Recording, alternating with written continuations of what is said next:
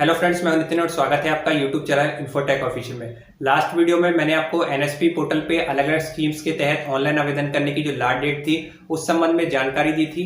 Guideline के संबंध में आपको जानकारी दी थी। 2022-23 के सेशन के लिए ऑनलाइन आवेदन की प्रक्रिया को एनएसपी पोर्टल के थ्रू स्टार्ट कर दिया गया है। फॉर्म को फिल करने से पहले यहाँ पे मैं आपको एक चीज जरूर रिकमेंड करूंगा कि आपको पोर्टल पे जाके गाइडलाइन को जरूर रीड कर लेना चाहिए। एलिजिबिलिटी क्राइटेरिया के बारे में, एनएसपी पोर्टल के बारे में, स्कॉलरशिप आपको किस तरीके से मिलेगी, एलिजिबिलिटी क्राइटेरिया क्या क्या होगा, क्या क्या सर्टिफिकेट लगेंगे, वहां पे आपको नोटिफिकेशन को डाउनलोड करके कंप्लीट जानकारी ले लेनी चाहिए। उसी के बाद यहाँ पे आपको फॉर्म को फिल करना चाहिए। अदरवाइज यहाँ पे आप डायरेक्ट फॉर्म को फिल करेंगे तो आपसे यहाँ पे मिस्टेक हो सकती है और इस कंडीशन में आपका फॉर्म रिजेक्ट भी हो सकता है। तो चलिए इस वीडियो को स्टार्ट कर लेते हैं और देख लेते हैं कि यहाँ पे आपको एप्लीकेशन फॉर्म को किस तरीके से फिल करना है। सबसे पहले आपको नेशनल स्कॉलरशिप पोर्टल पे एंटर कर जाना है। इसका लिंक आपको वीडियो के डिस्क्रिप्शन बॉक्स में मिल जाएगा।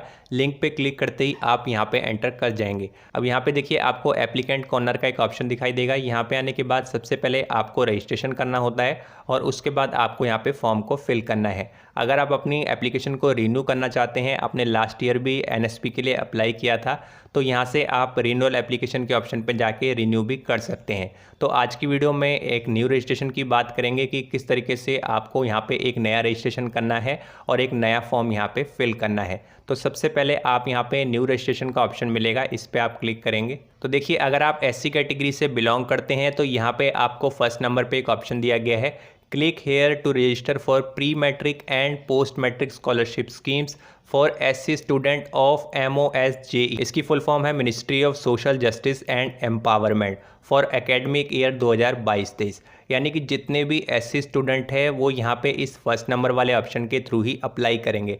लेकिन यहाँ पे भी आपको एक चीज़ का ध्यान रखना है, जैसे कि आप यहाँ से बैक चले जाएंगे।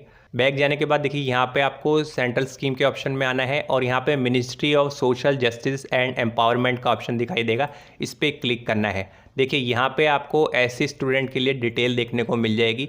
अब यहाँ पे आपको एक चीज़ का ध्यान रखना है कि अगर आप पोस्ट मैट्रिक और प्री मैट्रिक के लिए अप्लाई करना चाहते हैं और आप एससी स्टूडेंट हैं तो आप वहाँ पे जो दो ऑप्शन दिए गए थे पिछले पेज पे, उस पेज पे जो फर्स्ट ऑप्शन है वहाँ से अप्लाई करेंगे।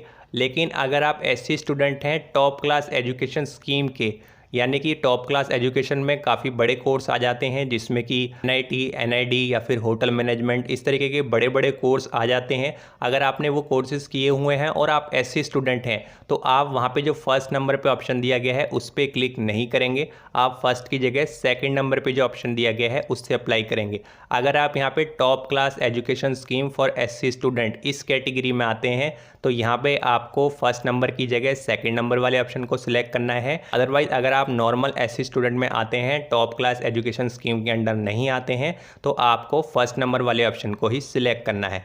एससी के टॉप क्लास एजुकेशन वाले स्टूडेंट और साथ ही जो अन्य कैटेगरी से बिलोंग करते हैं, जनरल, SC, ST, इसके अलावा बाकी कैटेगरी के स्टूडेंट यहाँ पे इस सेकंड नंबर वाले ऑप्शन के थ्रू ही अप्लाई करेंगे। तो उम्मीद है ये चीज़ आप यहाँ पे अच्छे से समझ गए होंगे।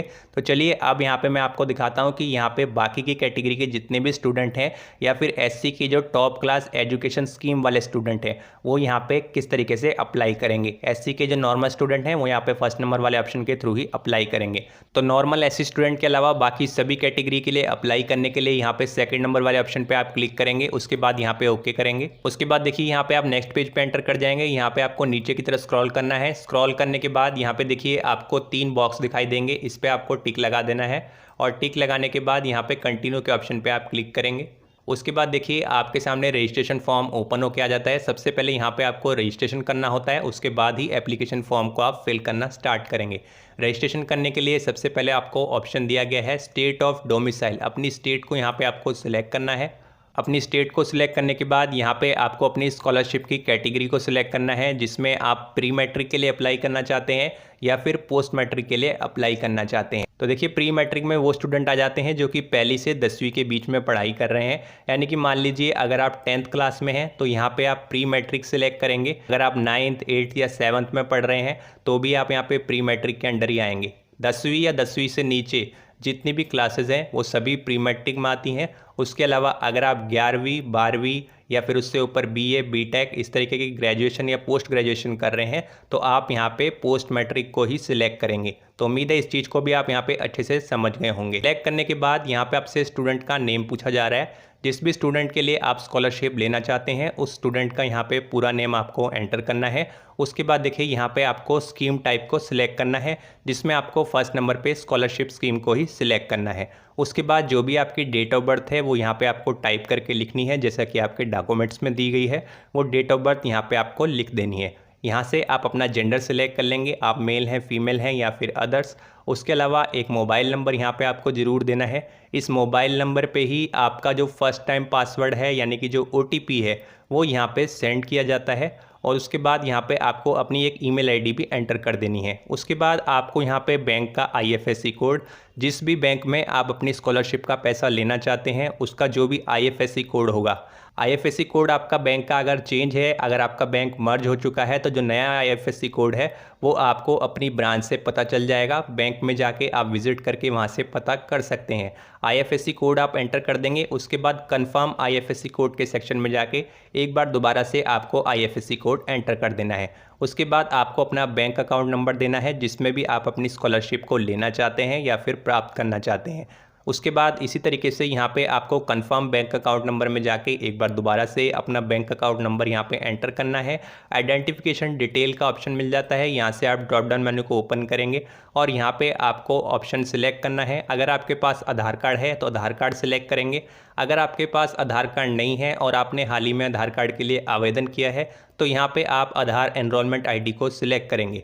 इसके अलावा मान लीजिए अगर आपके पास आधार या एनरोलमेंट ID नहीं है तो यहाँ पे आपको बैंक अकाउंट के ऑप्शन को सिलेक्ट करना है। अगर आप यहाँ पे बैंक अकाउंट के ऑप्शन को सिलेक्ट करते हैं तो यहाँ पे आपको ब्राउज के फीचर में जाके अपनी बैंक की पासबुक की कॉपी को यहाँ पे अपलोड करना होगा। जो भी आपकी बैंक की पासबुक है उसका जो फ्रंट पेज होता है वो यहाँ पे आपको स्कैन करके अपलोड करना होगा। अदरवाइज अगर आपके पास आधार कार्ड है तो यहाँ पे आप आधार कार्ड को सिलेक्ट कर सकते हैं। उसके बाद यहाँ पे अपना आधार नंबर एंटर करेंगे।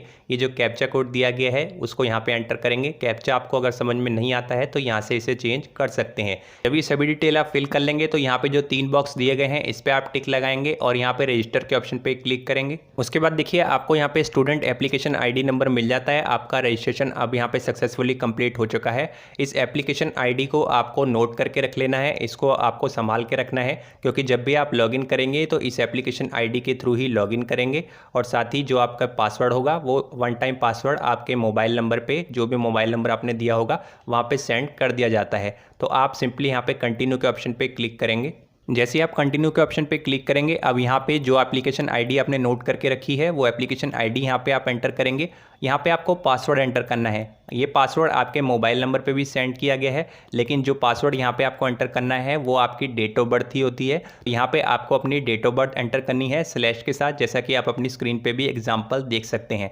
यहाँ पे अपनी डेट ऑफ बर्थ पासवर्ड के रूप में जब आप एंटर कर देंगे तो ये जो कैप्चा कोड दिया गया है इसे भी आपको एंटर करना है और यहाँ पे लॉगिन के ऑप्शन पे क्लिक करना है। उसके बाद आपके मोबाइल नंबर पे एक 5 डिजिट का OTP सेंड किया जाता है। वो OTP यहाँ पे आप एंटर करेंगे और कंफर्म OTP के ऑप्शन पे क्लिक करेंगे।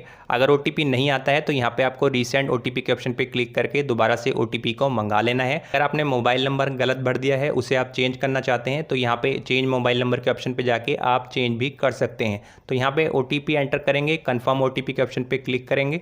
उसके बाद देखिए यहाँ पे आपको नया पासवर्ड क्रिएट करने का ऑप्शन आ जाता है। अब यहाँ पे आपको अपने अकाउंट के लिए एक नया पासवर्ड क्रिएट करना है।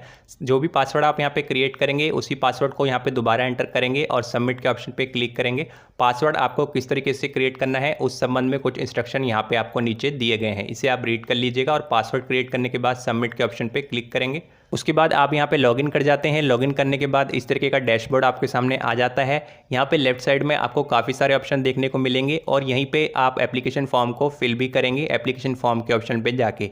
लेकिन अगर आपने मान लीजिए रजिस्ट्रेशन में कोई मिस्टेक कर दी है, कोई भी गड़बड़ी कर दी है, उसे आप चेंज करना चाहते हैं तो यहाँ पे देखिए आपको विड्रॉल एप्लीकेशन का ऑप्शन मिल जाता है, इस पर आप क्लिक करेंगे। क्लिक करने के बाद यहाँ पे इस बॉक्स में आपको रीज़न लिखना है, कारण लिखना है कि आप अपने रजिस्ट्रेशन डिटेल को क्यों यहाँ पे विड्रॉल करना चाहते हैं। तो यहाँ पे आपको लिख देना है, मान लीजिए कि अगर आपकी डेट ऑफ बर्थ वहाँ पे गलत टाइप हो गई है या फिर आपने ईमेल आईडी गलत फिल कर दी है, तो यहाँ पे आप रीज़न लिख सकते हैं। जो भी आपका रीज़न होगा वो यहाँ पे आप टाइप करके लिखेंगे। ये जो बॉक्स दिया गया है इस पर टिक लगा देंगे और विड्रॉल एप्लीकेशन के ऑप्शन पे क्लिक करेंगे।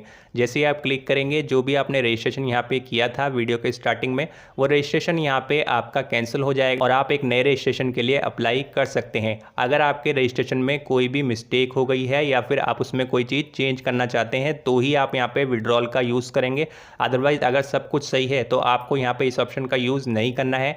आपको डायरेक्ट एप्लीकेशन फॉर्म को फिल करना है। उसके लिए यहाँ पे आप एप्लीकेशन फॉर्म के ऑप्शन पे क्लिक करेंगे। जैसे ही आप क्लिक करते हैं, जो रजिस्ट्रेशन में आपने डिटेल दी थी वो सभी जानकारी यहाँ पे आपको देखने को मिल जाती है। एक बार ये सभी डिटेल यहाँ पे आपको चेक करनी है कि ये सभी जानकारी जो यहाँ पे आपने दी है वो सही है या फिर नहीं। अगर सही नहीं है तो आप अपनी एप्लीकेशन को, जैसा कि मैंने आपको बताया, आप विड्रॉल कर सकते हैं। और अगर ये सभी डिटेल यहाँ पे सही है तो जो कॉलम यहाँ पे खाली है वही आपको फिल करने हैं, बाकी के कॉलम आपको फिल नहीं करने हैं। तो देखिए, सबसे पहले यहाँ पे आपको ऑप्शन मिल जाता है सिंगल गर्ल चाइल्ड।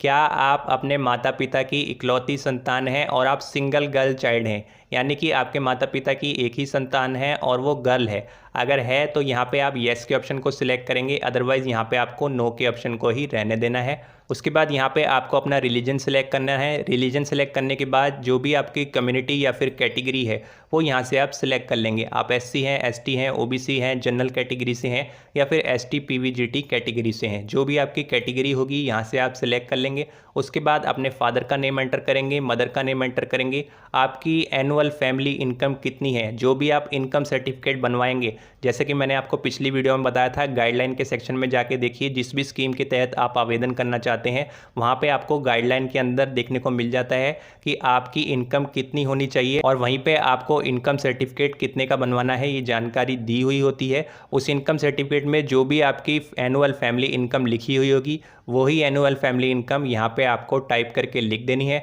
उसके बाद यहाँ पे आपका आधार नंबर देखने को मिल जाएगा, मोबाइल नंबर देखने को मिल जाएगा, ईमेल आईडी देखने को मिल जाएगी। ये डिटेल आपको फिल नहीं करनी है, ये आप ऑलरेडी फिल कर चुके हैं। यहाँ पे आपको एक ऑप्शन मिलता है डे स्कॉलर होस्टलर। अगर आप हॉस्टल में पढ़ाई करते हैं तो यहाँ पे सेकंड नंबर वाले ऑप्शन को सिलेक्ट करेंगे, अदरवाइज यहाँ पे फर्स्ट नंबर वाले ऑप्शन को आप सिलेक्ट करेंगे।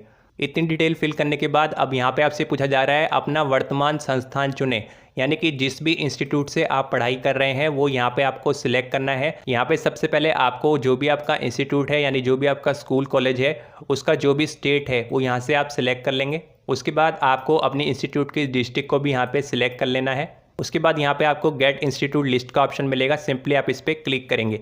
जैसे ही आप क्लिक करते हैं यहाँ पे आपको नीचे आपके इंस्टीट्यूट की जो भी डिटेल है वो यहाँ पे आपको देखने को मिल जाती है। अब यहाँ पे जो लिस्ट दी गई है इसमें से आप किस इंस्टीट्यूट में पढ़ाई कर रहे हैं उसको आपको सर्च करना है। सर्च करने के लिए यहाँ पे राइट साइड में आपको सर्च का ऑप्शन दिया गया है। यहाँ पे आप अपने इंस्टीट्यूट का नेम टाइप करके लिखेंगे तो आपका इंस्टीट्यूट यहाँ पे आ जाएगा और आपका इंस्टीट्यूट जैसे यहाँ पे आ जाता है उसको आपको यहाँ से सिलेक्ट कर लेना है। जैसे ही आप यहाँ पे अपने इंस्टीट्यूट को सिलेक्ट करेंगे उसके बाद यहाँ पे आपको सिलेक्ट का ऑप्शन मिलेगा, इस पर आप क्लिक करेंगे।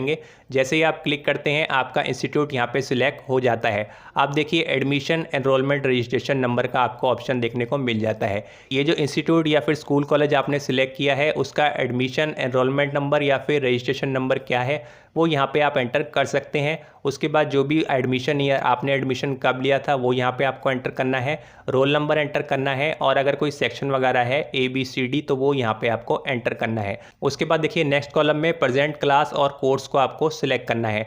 आप इस समय जो भी कोर्स कर रहे हैं, जो भी क्लास में पढ़ रहे हैं वो यहाँ पे आपको सिलेक्ट कर लेना है। मान लीजिए आप 12th में पढ़ रहे हैं तो यहाँ पे आप 12th को सिलेक्ट करेंगे, 11th में पढ़ रहे हैं तो 11th को सिलेक्ट करेंगे। इसके अलावा 12th आप आर्ट्स से कर रहे हैं, साइंस से कर रहे हैं, कॉमर्स से कर रहे हैं, यहाँ पे काफ़ी सारे ऑप्शन आपको दिए गए हैं, इसमें से आपको सिलेक्ट कर लेना है। उसके बाद यहाँ पे आपको अपनी प्रेजेंट क्लास का कोर्स या ईयर सिलेक्ट करना है। आप फर्स्ट ईयर में है, सेकंड ईयर में है या फिर थर्ड ईयर में है, यहाँ से आप सिलेक्ट कर लेंगे। तो जो कोर्स मैंने यहाँ पे सिलेक्ट किया है उस हिसाब से यहाँ पे एक ही ईयर देखने को मिल रहा है, तो यहाँ पे मैं फर्स्ट ईयर को ही सिलेक्ट करूँगा। यहाँ पे आपको फर्स्ट ईयर, सेकंड ईयर या थर्ड ईयर जिस भी ग्रेजुएशन कोर्स में आप पढ़ रहे होंगे या फिर जिस भी क्लास में आप पढ़ रहे होंगे वो यहाँ पे आपको सिलेक्ट कर लेना है। उसके बाद यहाँ पे आपको मोड ऑफ स्टडी का ऑप्शन देखने को मिल जाता है। आप रेगुलर कर रहे हैं, जो भी कोर्स आप कर रहे हैं वो रेगुलर कर रहे हैं, या फिर कॉरेस्पॉन्डेंस डिस्टेंस लर्निंग कर रहे हैं, या फिर पार्ट टाइम कर रहे हैं। अगर रेगुलर कर रहे हैं तो यहाँ पे रेगुलर सेलेक्ट करेंगे।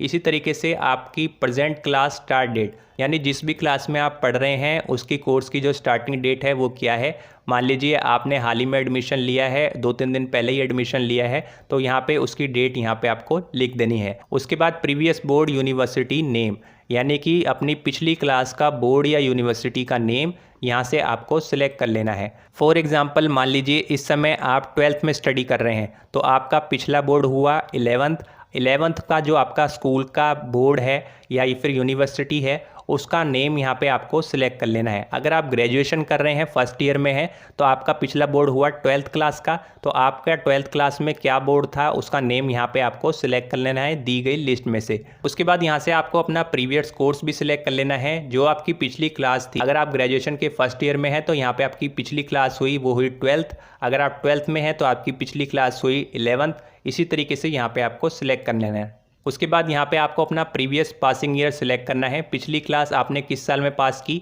वो यहाँ पे आपको एंटर करना है।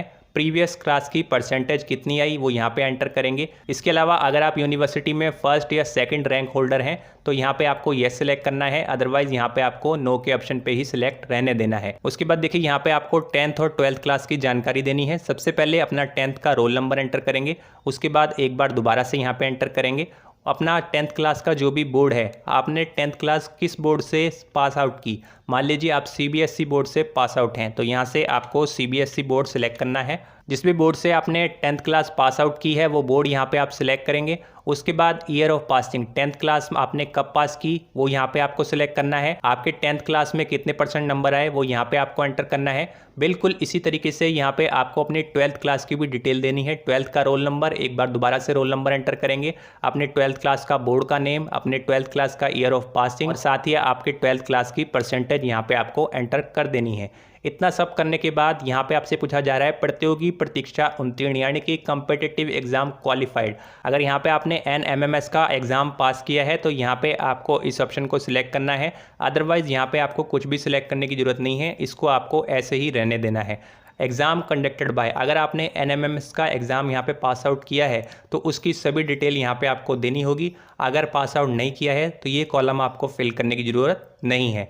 आगे चलेंगे, यहाँ पे आपको अदर डिटेल एंटर करनी है। सबसे पहले यहाँ पे आपसे पूछा जा रहा है इज़ ऑर्फन। ऑर्फन का मतलब होता है कि क्या आप अनाथ हैं, अगर हैं तो येस करेंगे, अदरवाइज यहाँ पे नो के ऑप्शन पे सिलेक्ट रहने देंगे। आपके गार्जियन का जो भी नेम होगा वो यहाँ पे आप एंटर करेंगे। उसके बाद यहाँ पे आपको पूछा जा रहा है कि क्या आप फिजिकली डिसेबल्ड हैं, अगर हैं तो यहाँ पे येस करेंगे, अदरवाइज यहाँ पे नो के ऑप्शन पे सिलेक्ट रहने देंगे। अगर आप यहाँ पे येस सिलेक्ट करते हैं तो यहाँ पे आपको डिसेबिलिटी का टाइप सिलेक्ट करना होगा और परसेंटेज ऑफ डिसेबिलिटी भी यहाँ पे आपको एंटर करनी होगी। आपको अपने मैरिटल स्टेटस को सिलेक्ट करना है, आप मैरिड हैं या फिर अनमैरिड हैं, यहाँ से आप सिलेक्ट कर लेंगे। आपके पेरेंट्स का प्रोफेशन यहाँ पे आपको सिलेक्ट करना है। यहाँ पे काफ़ी लोग मिस्टेक कर देते हैं, इस चीज़ का ध्यान रखिएगा कि अगर आप साइबर कैफ़े से भी फॉर्म को फिल करवा रहे हैं तो यहाँ पे आपका जो भी पेरेंट्स का प्रोफेशन हो, यानी जो आपके फादर क्या काम करते हैं वो यहाँ से आपको सिलेक्ट करना है। मान लीजिए आपके फादर जो भी काम करते हैं उनकी लिस्ट यहाँ पे नहीं दी गई है, लिस्ट में वो चीज़ मेंशन नहीं है, तो यहाँ पे आपको अदर का ऑप्शन मिलेगा। यहाँ पे आपको उस अदर के ऑप्शन को ही सिलेक्ट करना है, कोई भी गलत ऑप्शन यहाँ पे आपको सिलेक्ट नहीं करना है, अदरवाइज आपका फॉर्म यहाँ पे रिजेक्ट हो सकता है। इस चीज़ का आपको ध्यान रखना है। दी गई लिस्ट में से अगर आपके फादर वो काम करते हैं तो वो सिलेक्ट करेंगे, अदरवाइज यहाँ पे आपको अदर का ऑप्शन ही सिलेक्ट करना है। इतना सब करने के बाद आपका बैंक का IFSC कोड और बैंक अकाउंट नंबर, ये दोनों चीज़ें यहाँ पे आपको देखने को मिल जाती हैं। लास्ट में आपसे पूछा जा रहा है any of the parents not alive. यहाँ पे आप ड्रॉप डाउन मेन्यू को ओपन करेंगे और यहाँ पे देखिए फादर और मदर डाइड ड्यू टू कोविड-19। अगर आपके माता या पिता का देहांत कोविड-19 के दौरान हुआ है तो यहाँ पे आप इस ऑप्शन को सिलेक्ट करेंगे। फादर या मदर शहीद हुए हैं तो यहाँ पे इस सेकंड नंबर वाले ऑप्शन को सिलेक्ट करेंगे, अदरवाइज यहाँ पे ऑर्फन का भी ऑप्शन दिया गया है। अगर ऐसा कुछ नहीं है तो यहाँ पे आपको सिंपली नॉट एप्लीकेबल को ही सिलेक्ट रहने देना है। ये सभी डिटेल आप अच्छे से फिल कर लेंगे तो यहाँ पे आपको सेव एंड कंटिन्यू के ऑप्शन पे क्लिक कर देना है। यहाँ पे आपको एक चीज़ का और ध्यान रखना है जिसके बारे में मैं आपको जानकारी देना भूल गया था। यहाँ पे जो 12th क्लास का रोल नंबर वाला सेक्शन है, इसके आगे आपको एक क्वेश्चन मार्क देखने को मिलता है। आपको डायरेक्टली अपना रोल नंबर नहीं एंटर करना है। अगर आप असम, झारखंड या फिर बिहार बोर्ड के स्टूडेंट हैं तो यहाँ पे आपको जो रोल नंबर आप अपना 12th क्लास का एंटर करेंगे वो कुछ इस तरीके से एंटर करेंगे। सबसे पहले आपका रोल कोड आएगा और उसके बाद आपका रोल नंबर आएगा, बीच में एक डैश आएगा। इसको आप ध्यान से समझ लीजिएगा। अगर आप असम बोर्ड के, झारखंड बोर्ड के या फिर बिहार बोर्ड के स्टूडेंट हैं तो आपको डायरेक्टली यहाँ पे अपना रोल नंबर एंटर नहीं करना है 12th क्लास का। आपको अपना रोल नंबर एंटर करने के लिए सबसे पहले जो भी आपका रोल कोड होगा वो एंटर करना है, बीच में एक डैश देना है और उसके बाद आपको अपना जो भी आपका 12th क्लास का रोल नंबर है वो एंटर करना है। जैसे ही आप यहाँ पे सेव एंड कंटिन्यू के ऑप्शन पे क्लिक करते हैं, आप नेक्स्ट पेज पे एंटर कर जाएंगे। अब वहाँ पे बहुत ही सिंपल है, 2-3 स्टेप ही रह गए हैं जहाँ पे आप फिल करेंगे। अब यहाँ पे मेरे पास किसी स्टूडेंट की डिटेल नहीं है तो मैं आपको अगला स्टेप यहाँ पे नहीं दिखा सकता, लेकिन वर्बली मैं आपको बता देता हूँ। आपको यहाँ पे सेव एंड कंटिन्यू के ऑप्शन पे क्लिक करना है। अगले पेज पे आपको सबसे पहले अपनी स्टेट को सिलेक्ट करना है, उसके बाद अपनी डिस्ट्रिक्ट को सिलेक्ट कर लेना है। इतना करने के बाद आपके सामने जो भी आपने डिटेल यहाँ पे इस फॉर्म के अंदर फिल की है उस आधार पे स्कीम वहाँ पे आपको नेक्स्ट पेज पे देखने को मिल जाती है। जो भी स्कीम वहाँ पे आपके सामने आएंगी उसमें से जिस स्कीम के लिए आप आवेदन करना चाहते हैं उस स्कीम को वहाँ पे आपको सिलेक्ट कर लेना है। जैसे ही आप वहाँ पे अपनी स्कीम को सिलेक्ट कर लेते हैं, आपके सामने ऑनलाइन डॉक्यूमेंट को अपलोड करने का ऑप्शन आ जाता है। क्या क्या डॉक्यूमेंट आपको लगेंगे, उसमें सबसे पहले आपका डोमिसाइल सर्टिफिकेट होता है, वो आपको वहाँ पे अपलोड करना होता है ऑनलाइन। इसके अलावा आपको अपनी एक फ़ोटो अपलोड करनी पड़ती है। आपके बैंक की पासबुक की फ्रंट पेज की फ़ोटो वहाँ पे आपको अपलोड करनी पड़ती है। साथ ही आपको इनकम सर्टिफिकेट भी अपलोड करना पड़ता है। जिस भी स्कीम के तहत आप आवेदन करेंगे उसका एलिजिबिलिटी क्राइटेरिया अच्छे से समझेंगे, गाइडलाइन को रीड करेंगे, नोटिफिकेशन को रीड करेंगे और उसी हिसाब से आपको अपना इनकम सर्टिफिकेट बनवाना है। एलिजिबिलिटी वगैरह के बारे में, नोटिफिकेशन के बारे में कंप्लीट डिटेल मैं आपको पिछली वीडियो में दे चुका हूँ। अगर आपने वो वीडियो नहीं देखी है तो सबसे पहले उस वीडियो को जाके वॉच कीजिएगा, तभी यहाँ पे आप फॉर्म को फिल कीजिएगा। अदरवाइज आपका फॉर्म यहाँ पे गलत हो सकता है और रिजेक्ट भी हो सकता है। डॉक्यूमेंट्स में आपको एक बोनाफाइड सर्टिफिकेट भी अपलोड करना होता है। बोनाफाइड सर्टिफिकेट आपको वहीं पे नेक्स्ट पेज पे डाउनलोड करने का ऑप्शन मिल जाएगा, वहाँ पे आप उसे डाउनलोड कर लेंगे और एक डिक्लेरेशन सर्टिफिकेट भी वहाँ पे आपको अपलोड करना पड़ता है। ये सभी डॉक्यूमेंट आपको अपलोड करने हैं। बोनाफाइड सर्टिफिकेट में आपको क्या करना है, उसको डाउनलोड करना है, उसमें अपना रोल नंबर एंटर करना है और जिस भी स्कूल या कॉलेज में आप पढ़ते हैं वहाँ से उसे वेरीफाई करवाना है, यानी कि अटेस्ट करवाना है। अटेस्ट करवाने के बाद पोर्टल पे उसे अपलोड करना है। तो 6-7 डॉक्यूमेंट हैं जो कि यहाँ पे आपको नेक्स्ट पेज पे अपलोड करने का ऑप्शन मिलेगा, वो आपको अपलोड करने हैं। लेकिन नेक्स्ट पेज पे आपको एक चीज़ और बताई गई है कि अगर आपकी स्कॉलरशिप का अमाउंट 50,000 रुपये से कम है तो आपको किसी भी डॉक्यूमेंट को यहाँ पे अपलोड करने की ज़रूरत नहीं है। ऐसा इस पोर्टल पे बताया गया है, नेक्स्ट पेज पे आपको देखने को मिल जाएगा। लेकिन कई बार ऐसा होता है कि आपकी स्कॉलरशिप का अमाउंट 50,000 रुपये से कम है, फिर भी यहाँ पे आपको डॉक्यूमेंट अपलोड करने के लिए आपका स्कूल या फिर कॉलेज बोल देता है। अदरवाइज आपके स्कूल या कॉलेज की तरफ से आपकी एप्लीकेशन को वेरीफाई नहीं किया जाता है। तो यहाँ पे जब आप डॉक्यूमेंट को अपलोड करेंगे तो उससे पहले आपको एक काम करना है कि नेक्स्ट पेज पे आपको सेव एंड ड्राफ्ट का ऑप्शन मिल जाता है। जितनी भी डिटेल अब तक आपने फॉर्म में फिल की होगी उसको आपको सेव एंड ड्राफ्ट करके सुरक्षित करके रख लेना है। आपको फाइनल सबमिट पहले नहीं करना है, आपको पहले सेव एंड ड्राफ्ट करना है ताकि जितनी भी डिटेल यहाँ पे आपने इस फॉर्म में फिल की है वो सभी डिटेल यहाँ पे सेव एंड ड्राफ्ट में सेव हो जाए, आपको बार बार फिल नहीं करनी पड़े। अब डॉक्यूमेंट अपलोड करने से पहले आपको अपने स्कूल या कॉलेज से कांटेक्ट करना है और आपको वहाँ पे पता करना है कि आपकी स्कॉलरशिप का अमाउंट अगर 50,000 रुपये से कम है तो क्या स्कूल या फिर कॉलेज में डॉक्यूमेंट सबमिट करने की ज़रूरत है या फिर नहीं। ये चीज़ आपको अपने स्कूल या कॉलेज से ही पता करनी है, वो इस संबंध में आपको जानकारी प्रोवाइड करवा देंगे। अगर वो आपको बोलते हैं कि आपकी स्कॉलरशिप का अमाउंट 50,000 रुपये से कम है और तब भी आपको स्कूल या फिर कॉलेज में अपने डॉक्यूमेंट जमा कराने होंगे, साथ ही इस एप्लीकेशन का भी प्रिंट आपको जमा कराना होगा, तो आपको अपने स्कूल और कॉलेज में डॉक्यूमेंट जमा करा देनी चाहिए। साथ ही यहाँ पे ऑनलाइन भी जो डॉक्यूमेंट आपसे मांगे जा रहे हैं ऑनलाइन भी यहाँ पे आपको डॉक्यूमेंट अपलोड करने होंगे। तो यहाँ पे आप अपने डॉक्यूमेंट को ऑनलाइन अपलोड कीजिए, जो भी डॉक्यूमेंट आपसे मांगे जा रहे हैं, और उसी के बाद वहाँ पे आपको फाइनल सबमिट का ऑप्शन देखने को मिल जाएगा। वहाँ पे जाके आपको फॉर्म को फाइनल सबमिट कर देना है। बस इतना ही आपको करना है तो आपका फॉर्म यहाँ पे फाइनली सबमिट हो जाएगा। उसके बाद आपके फॉर्म को यहाँ पे वेरीफाई किया जाता है। एक बार आपका फॉर्म वेरीफाई हो जाता है, सभी डिटेल सही निकलती है, तो आपकी स्कॉलरशिप का अमाउंट आपके दिए गए बैंक अकाउंट में आना स्टार्ट हो जाता है। तो फ्रेंड्स, ये था नेशनल स्कॉलरशिप पोर्टल के जरिए अगर आप अन्य कैटेगरी से, एससी के अलावा अन्य कैटेगरी से बिलोंग करते हैं तो उसके लिए फॉर्म को आपको किस तरीके से फिल करना है, कंप्लीट प्रोसेस मैंने आपको इस वीडियो में दिखाया। आपको फॉर्म फिल करने में किसी भी तरीके की जल्दबाजी नहीं करनी है, हड़बड़ी नहीं करनी है। पहले आपको पिछली वीडियो अच्छे से वॉच कर लेनी है, नोटिफिकेशन लेना है, अपनी स्कीम्स को जान लेना है, किस स्कीम के तहत आप आवेदन करना चाहते हैं। अदरवाइज आप थोड़ी सी भी मिस्टेक कर देंगे तो आपका फॉर्म यहाँ पे रिजेक्ट हो जाएगा। उम्मीद है आप सभी को ये वीडियो पसंद आई होगी। वीडियो को लाइक कीजिएगा, शेयर कीजिएगा। साथ ही फॉर्म फिल करने में आपको किसी भी तरीके की कोई भी दिक्कत होती है या आपको अन्य किसी भी तरीके की जानकारी चाहिए एनएसपी से संबंधित या फिर फॉर्म को फिल करने से संबंधित, तो आप वीडियो के नीचे कमेंट बॉक्स में जाके लिख सकते हैं। इंस्टाग्राम पे फॉलो करके वहाँ पे डायरेक्ट मैसेज करके अपने क्वेश्चन पूछ सकते हैं, अपनी क्वारीज पता कर सकते हैं। तो चलिए अब मैं आपसे मिलूंगा एक और नई वीडियो में एक नए टॉपिक और एक नई जानकारी के साथ।